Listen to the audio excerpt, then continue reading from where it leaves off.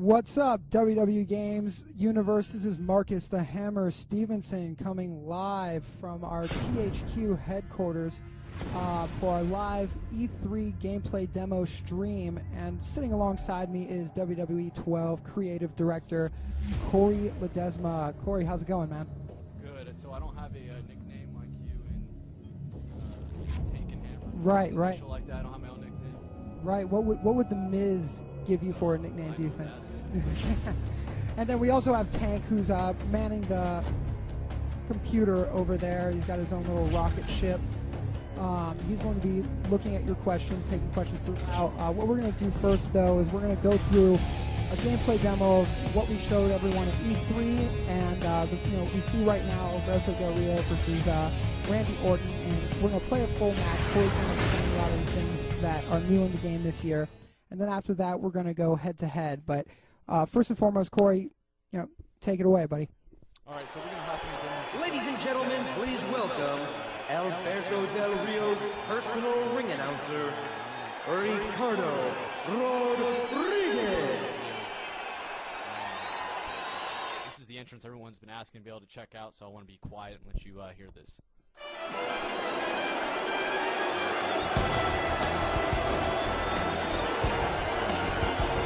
Damas y caballeros, él es camino hacia el cuadrilátero.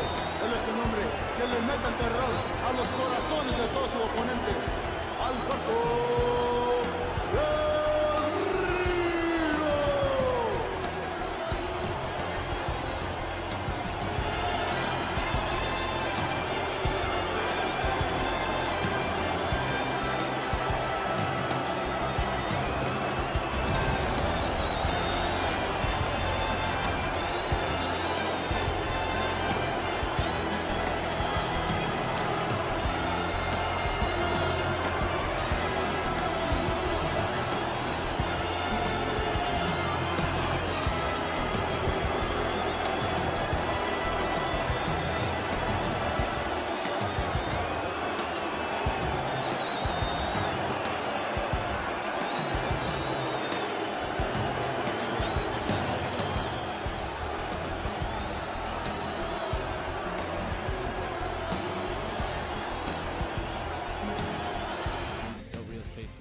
Orton, so we'll go ahead and show that entrance. You guys can check that out.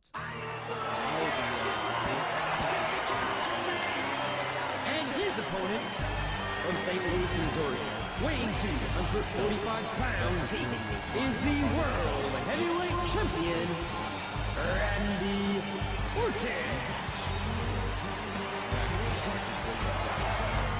As soon as we get those assets, we'll be able to plug them in. So we're working hard. Hopefully we'll get them all in. There won't be any speed bumps on that, but you never know what might happen. So just rest assured that we are working hard again. You bring up a good point, Corey. I've seen a lot of people talk about, seeing some videos come out of the event, and that, they're wondering where those Sidetrons, Minitrons, Curbtrons, what some of that stuff is. Kind of tell them a little bit about, you're still working on the game. This isn't final. Just because we're saying it's not final, just describe that process a little bit. Like, what's left? How much time truly is left? That's great. We are what we consider pre-alpha, which means that we are still heavily in the implementation and tuning phases. So what that means is that not everything is in just yet. We're also waiting to tune a lot of the systems. So systems like AI, the reversals, or you might see some animation glitches here and there. Those are all just work in progress. We still have a good another month to go to polish up the game. So that's what we're working on now. Our designers are working really hard to go ahead and continue that work so that the final product can be really polished. And then we still have a couple of months of bug fixing as well, so that will be taking place. So if you do see any bugs, just remember it is early code. Great. So yeah, you guys are, right now the match just started off, and first thing you notice are, we've talked about it already, the different camera angle. What went into the decision to get that basic gameplay camera, closer and down lower? Well, it's all about authenticity. We love to see how close we can match up to what you see on WWE television. So our development team at Ukes went ahead and mapped out where they see every single camera angle happen on WWE television. We recreated all those cameras in the game, and it's something like over 20 different cameras that you see, even including the handy cam cameras, which are by the ringside that individuals hold. We had those nice little cool shaky cams for that presentation as well. So we really thought it just added this nice cool new flair to the presentation. Made it look like television, got you some really cool up-close shots. So overall, presentation-wise, we're really excited about that addition. Yeah, and I've already seen some mid-move camera adjustments. You guys did some of that this year too, right? Yeah, I mean, the goal is to really kind of capture the high spots in the match. So sometimes you'll see the camera cut and sometimes you won't. And so we had that all triggered on what we call a camera AI system. Actually, the entire AI drives which camera angle to go to. And so it will pick the best angle to capture. And sometimes it will cut to an angle that maybe doesn't get the best shot of the move. And we'll actually switch mid-move to another angle. So we have a really cool dynamic camera system that changes on the fly.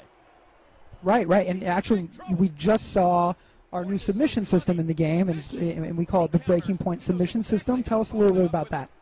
Right, so that's a brand new addition to the game. Fans have been asking for an overhaul of the submission system, so that's something we wanted to focus on quite a bit this year. So what we did is we added a brand new mini game. It's called the Breaking Point system, and you saw that little meter pop up. Basically what that is, that's kind of a back and forth tug-of-war mini game that's going on, that both you and your opponent are mashing buttons to go ahead and fill that meter up so that your opponent does hit his breaking point and will tap out. Also, what's really cool and we're excited to add this year is the ability to crawl to the ropes. So for some particular breaking point submissions, ones that make sense, obviously, maybe it's a Boston Crab, you can go ahead and start to crawl towards the ropes using the left stick while you're mashing buttons. You almost have two different options to escape from the submission. And if you reach the ropes in time before the meter fills up, the referee will call for the rope break, and you will be able to break out of that. So that's a new addition. So we do have quite a few breaking point submissions in the game. And they're mostly tied to the bigger moves that you typically see someone tap out to. So not every single submission will have a breaking point game in it.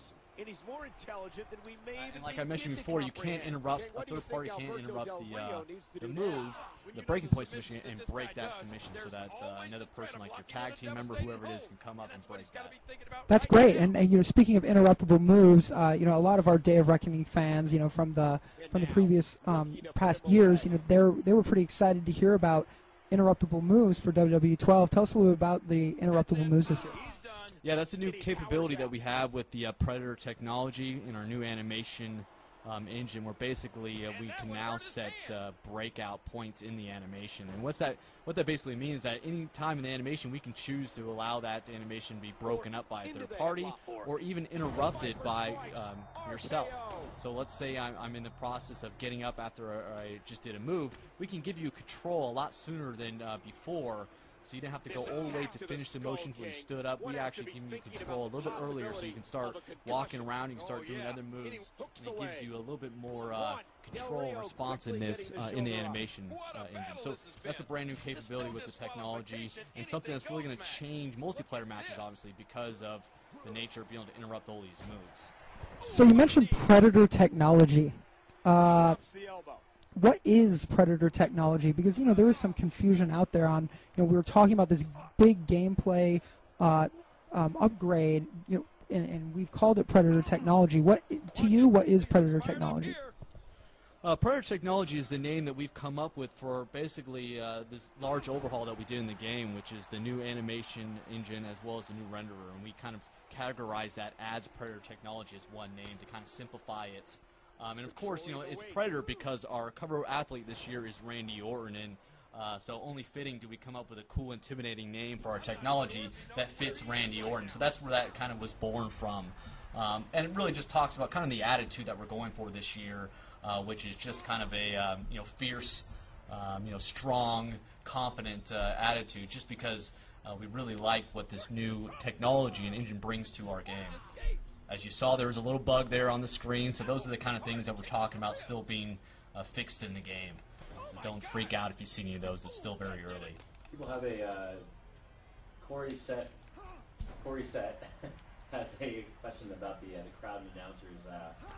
Will they be reacting to how the wrestling match goes a little bit more? Yeah, we're working on the crowd. I wouldn't say it was a huge emphasis this year, but we did, of course, want to improve it. So we've got a bunch of new crowd chants. We're doing a lot of work to go ahead and improve their reaction to what's going on in the ring, because that's very important, obviously. And we're trying to crank up the volume overall. We thought the crowd was a little static and dead before, and so we wanted to really crank that up so it gives you that feeling that you're in a big live arena and the crowd's really into it. So they'll definitely see some improvements in the crowd audio area. Right, you won. There you go. Using the breaking point submission and his patented finishing armbar. Guys, we're going to go into another match after this as well, but while going back to the gameplay a little bit, what would you say to guys who are saying something like, we have done that gameplay kind of, overhaul, upgrade, what Predator technology, whatever we're calling it right now, but what is it about that someone would say, hey, I saw that move last year or in the SmackDown